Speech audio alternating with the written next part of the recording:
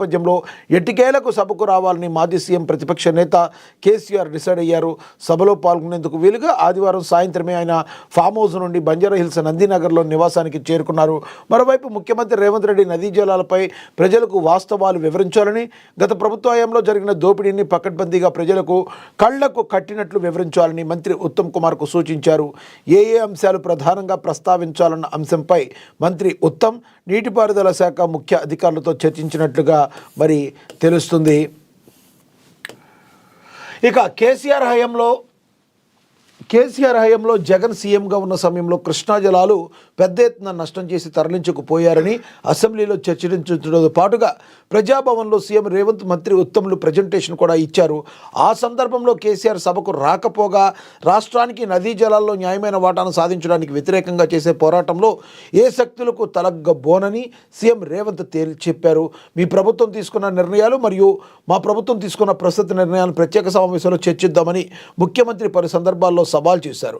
తెలంగాణలోని కృష్ణా ఆయకట్టుకు death warrant రాయడానికి బీఆర్ఎస్ ప్రభుత్వం పూర్తి ప్రయత్నం చేసిందని, వారు కృష్ణా నుండి హైదరాబాద్కు తాగినీటిని అందించి ఉంటే పరిస్థితి భిన్నంగా ఉండేది. జూరాల ప్రాజెక్టు నుండి పాలమూరు, రంగారెడ్డి లిఫ్ట్ ఇరిగేషన్ పథకానికి నీటిని మళ్లించినట్లయితే ఆంధ్రప్రదేశ్కు కొత్త ప్రాజెక్టులు చేపట్టే అవకాశం ఉండేది కాదని కాంగ్రెస్ ప్రభుత్వం వాదిస్తుంది. బీఆర్ఎస్ పాలనలో ఆంధ్రప్రదేశ్తో రాజీ పడి పెద్ద ఎత్తున నీటిని మళ్లింపు, ఇంజనీరింగ్ వైఫల్యాలు మరియు ఆర్థిక దుర్వినియోగానికి అనుమతించడం ద్వారా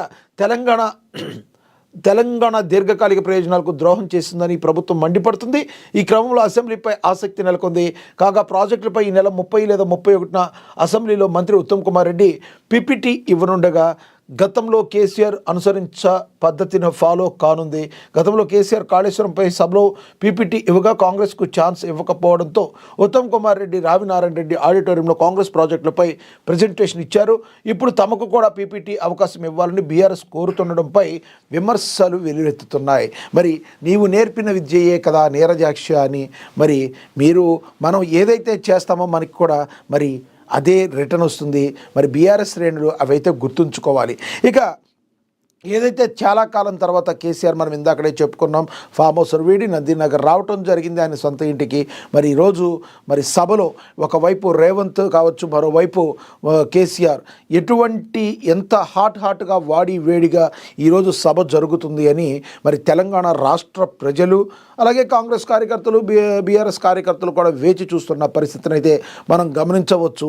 ప్రధానంగా చూసుకుంటే ఈ కృష్ణా నదీ జలాల ఏదైతే విషయంలో మరి తెలంగాణ బిడ్డలకి అన్యాయం చేసింది ముమ్మాటికి బీఆర్ఎస్ పార్టీ అని చెప్పి కాంగ్రెస్ పార్టీ విమర్శలు అయితే గుప్పిస్తుంది. ఎందుకంటే జగన్మోహన్ రెడ్డి సీఎంగా ఉన్నప్పుడు గతంలో మరి కృష్ణా జలాలను ఆంధ్రప్రదేశ్ ప్రభుత్వం తరలించుకుపోతుంటే నిమ్మకు నీరెత్తినట్టు ఉండి మరి తెలంగాణ బిడ్డల నోట్లో దాహానికి తీరకుండా మరి తీరని అన్యాయం చేసినట్టుగా మరి కాంగ్రెస్ పార్టీ విమర్శలు గుప్పిస్తుంది. ఇక దీనిపై కూడా పీపీటీ విధానంలో 31న assembly Uttam Kumar Reddy PowerPoint presentation ఇవ్వనున్నారు. గతంలో కేసీఆర్ అనుసరించిన పద్ధతిలోనే ఇది ఫాలో కానున్నారు. కానీ కాంగ్రెస్కు ఛాన్స్ ఇవ్వకపోలేదు. అప్పుడులో ఉత్తమ్ కుమార్ రెడ్డి, రావినారాయణ రెడ్డి ఆటంలో కాంగ్రెస్ ప్రాజెక్టుపై ప్రజెంటేషన్ ఇచ్చారు. ఇప్పుడు తమకు పీపీటీ అవకాశం ఇవ్వాలని బీఆర్ఎస్ కోరుతుండడంపై వారు విమర్శలు గుప్పిస్తున్నారు. అప్పట్లో మీరైతే అవకాశం కల్పించలేదు కాంగ్రెస్ పార్టీకి. మరి ఈ రోజున కాంగ్రెస్ పార్టీ మీకు ఏ విధంగా అవకాశం కల్పిస్తుందని మీరు భావిస్తున్నారు అని చెప్పి ఉత్తమ్ కుమార్ రెడ్డి కానీ మరి ఫైర్ అవుతున్నారు, మరి సీరియస్ అవుతున్నారు. చూడాలి రానున్న రోజుల్లో ఏం జరగబోతుంది అనేది. కానీ ఈరోజైతే వాడి వేడిగా అయితే చర్చ సాగే అవకాశం అయితే ఉంది.